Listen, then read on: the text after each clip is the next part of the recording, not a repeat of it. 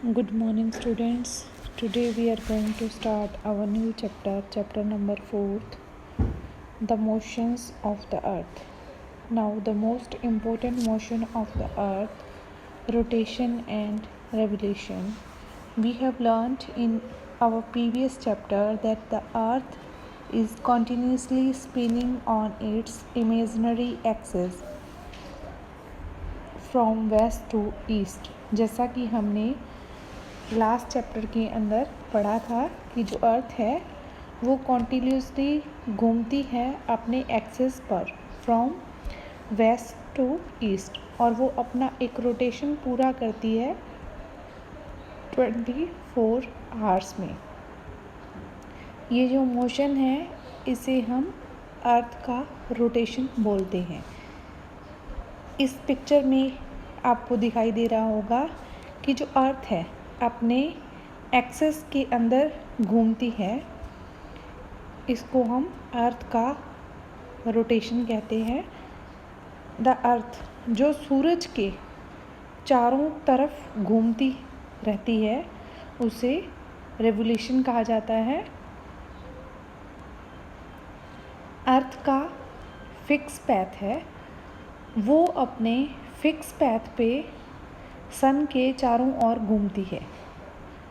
जैसे कि आपने सोलर सिस्टम के अंदर देखा होगा कि जो सारे प्लैनेट्स हैं वो अपने एक फिक्स ऑर्बिट पे अर्थ के जो ऑर्बिट बने हुए हैं प्लैनेट्स के सन के चारों तरफ वहाँ पर घूमते रहते हैं। तो उसी तरह अर्थ है अपने ऑर्बिट पर सन के चारों ओर घूमती रहती है। It's revolved around the sun in 365 and 1.4 days। वो सन के चारों ओर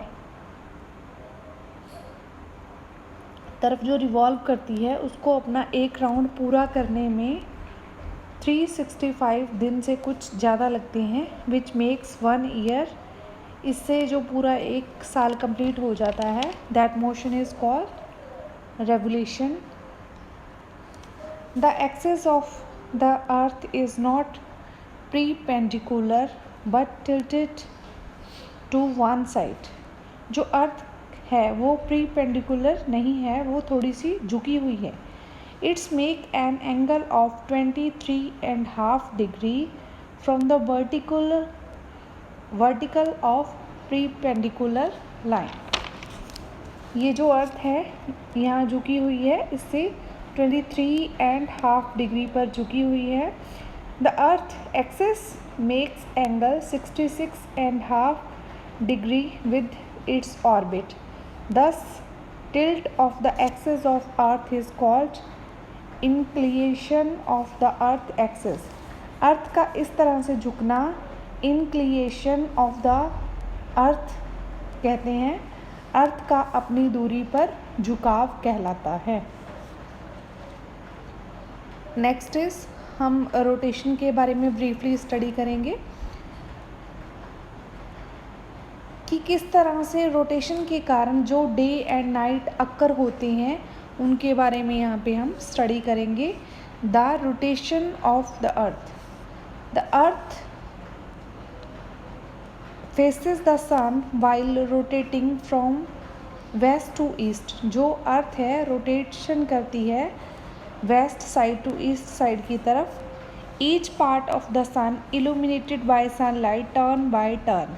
अर्थ का जो भी फेस सन की तरफ होता है, इस पिक्चर के अंदर देखो, इसमें जो पोर्शन वाइट दिखाई दे रहा है इस पे सन रेजेस पड़ रही हैं।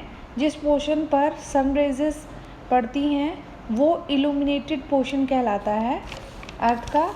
और यहाँ पर डे होगा और इसके जो पार्ट आपको ब्लैक दिखाई दे रहा है वहाँ पे सूरज की जो रोशनी है नहीं होगी, तो वहाँ पर क्या है, नाइट होगी। Thus as the earth rotates the day follows the night and the night follows the day by turn. Imagine what would happen if the earth stop rotating. तो इस तरह से जो अर्थ पे डे एंड नाइट और फिर day फिर night ये इस तरह से अकर होते रहते हैं।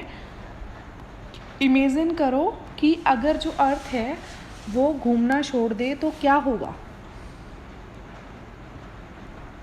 सोचो, अगर अर्थ जो है रोटेट करना छोड़ दे सन के चारों तरफ, तो जो दिन है जहाँ पर वहाँ पर दिन ही रहेगा और जहाँ पर नाइट है वहाँ पर नाइट्स ही बनी रहेंगी। सोचो कितने लंबे दिन हो जाएंगे। तो इसलिए जो डे एंड नाइट अक्कर होते हैं इसके लिए जो सन का रोटेशन अर्थ का रोटेशन है वो क्या है, एक इम्पोर्टेंट रोल प्ले करता है। Now let's understand the phenomena of formation day and night. इस पिक्चर की तरफ देखो आप, यहाँ पे क्या है, फॉर दिस, इसके लिए आपको एक ग्लोव की ज़रूरत पड़ेगी और एक इलेक्ट्रिकल लैम्प की। Keep the globe on the table and place a lamp in front of the globe in a dark room. इसके लिए आपको क्या करना पड़ेगा, एक टेबल पे ग्लोव को रखना पड़ेगा और उसके सामने एक लैम्प को रखना पड़ेगा डार्क रूम के अंदर।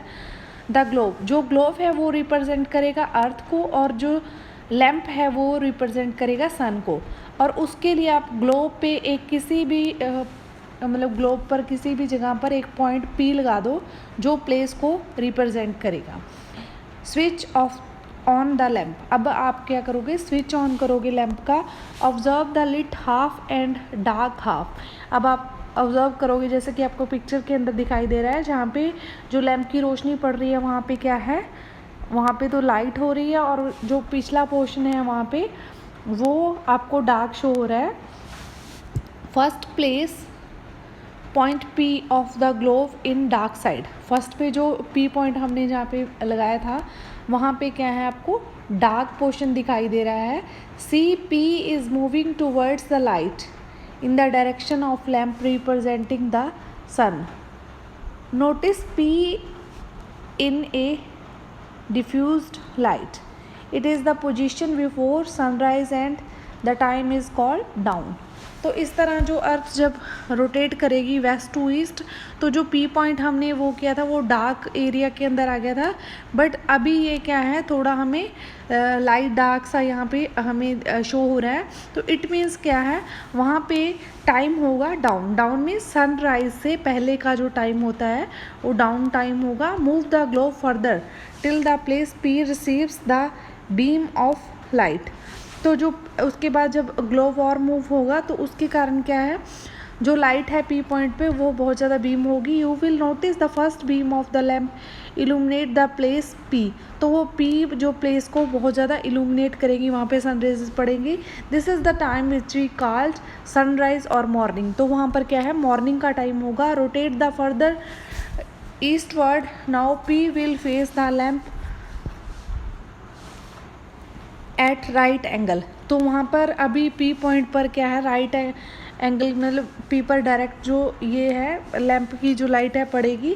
This portion represent noon on the earth, तो इससे क्या है, अर्थ पे जो नून का टाइम है वो रिप्रेजेंट करेगा। Turn the globe again and notice that the place P move towards darkness. जब हम अर्थ जो ग्लोब है उसको दोबारा से रोटेट करेंगे तो हमें शो होगा कि जो P पॉइंट है वो अगेन डार्कनेस की तरफ जा रहा है। तो ये वहाँ पर जो टाइम होगा वो सनसेट का, मतलब जो सूरज जब छिप जाता है तो उस टाइम का टाइम होगा। Also place P moves out of the light but still receives dim light. तो जैसे जैसे वो मूव हो रहा है वहाँ पर फिर भी क्या है, एक डीम लाइट पड़ रही है। दस कॉल्ड डस्क, ये जो नाइट से पहले का टाइम होता है डस्क टाइम कहलाएगा। On further P is in complete darkness, उसके बाद क्या है, पूरी डार्कनेस हो जाएगी तो वहाँ पर अगेन नाइट अक्कर हो जाएगा। This explain how the day and night follows one after the other. इससे हमें पता चल जाता है कि जो डे एंड नाइट है अर्थ पे किस तरह अक्कर होते हैं। And next is revolution of the earth. We already know that earth completes one revolution around the sun in an elliptical orbit in 1 year। हमें पता है कि जो अर्थ है वो अपना एक रेवोल्यूशन सन के चारों तरफ अपना जो रेवोल्यूशन है उसको इलिप्टिकल ऑर्बिट के अंदर कंप्लीट करती है। नाउ इलिप्टिकल ऑर्बिट से आप क्या समझते हो, जो सूर्य के चारों ओर जो सारे प्लैनेट हैं वो अपने फिक्स पैथ के अंदर क्या है, चक्कर लगाते हैं, उसी को इलिप्टिकल ऑर्बिट कहा जाता है। और ये इसकी शेप होती है, अंडाकार शेप होती है, इसको इलिप्टिकल ऑर्बिट कहा जाता है। To specify the earth completes one revolution in 365 and 6 hours. तो जो अर्थ है अपना जो एक रेवोल्यूशन है वो 365 डेज़ में कंप्लीट करती है and 6 hours. For our convenience we consider 365। हम अपने कन्वीनियंस के लिए 365 डेज़ को क्या है, एक ईयर के रूप में काउंट करते हैं। जो रिमेनिंग 6 आवर्स हैं वो क्या है, over a period of 4 years till they become 24 hours 1 day. तो जो 6 आवर्स बचते हैं वो 6 के साथ ऐड होते जाते हैं। तो उसके बाद जब ये पूरे 24 आवर्स बन जाते हैं तब एक डे उसमें एक्स्ट्रा ऐड हो जाता है। The day is added to month of February every 4 years। तो ये आए 4 सालों के बाद फरवरी मंथ में ऐड हो जाता है। तो 4 years to make it a month of 29 days instead of 28 days। जो फरवरी होता है वो मोस्टली 28 डेज़ का होता है, बट 4 years के बाद इसको हम 29 डेज़ का जो है उसको हम काउंट करते हैं। The year of 360 days is called leap year. जो इस तरह 366 वाला जो ईयर बनता है उसको हम लीप ईयर के नाम से जानते हैं। अब आप इसको पूरा स्टडी कर लेना, रीड करना, सेल्फ रीडिंग करना। तो नेक्स्ट हम हमारी नेक्स्ट वीडियो के अंदर करेंगे। Thank you.